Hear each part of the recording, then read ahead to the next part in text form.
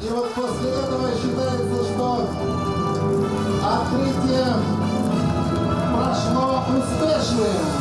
Кроме уже хорошо известного перерезания красной ленты, официально открывающего путь в новый корпус Сыктывкарского суда, в церемонии открытия долгожданного здания есть символичное место и второй древней традиции – передачи ключа.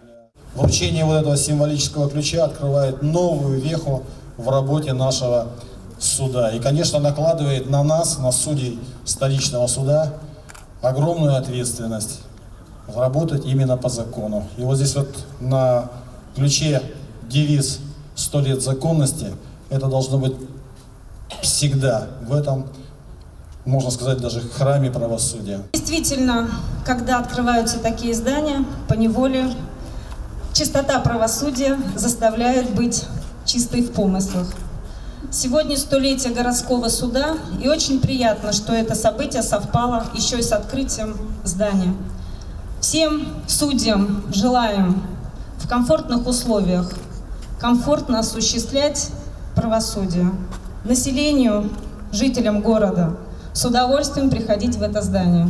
В старом кирпичном здании Сыктывкарский суд едва не разменял полувековой юбилей. 9 лет назад судьи по гражданским делам из-за тесноты были вынуждены переехать в довольно старую деревянную двухэтажку.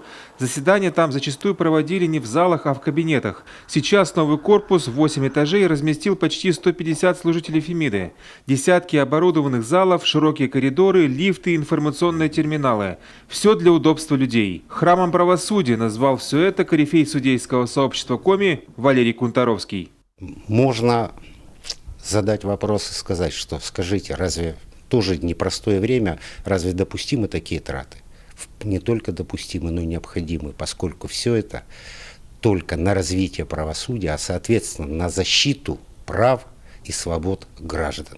Самое главное, здесь созданы те условия для работы с присяжными, о которых мы и мечтать даже не могли.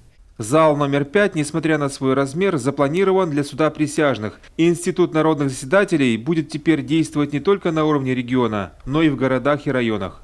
Самый большой и представительный зал Сыктывкарского суда предназначен для жюри присяжных.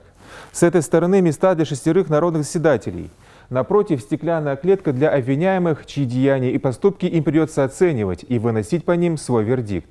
Помещение уже оборудовано всей необходимой техникой и мебелью. А заработать коллегия присяжных сможет уже с 1 июня, как и по всей стране.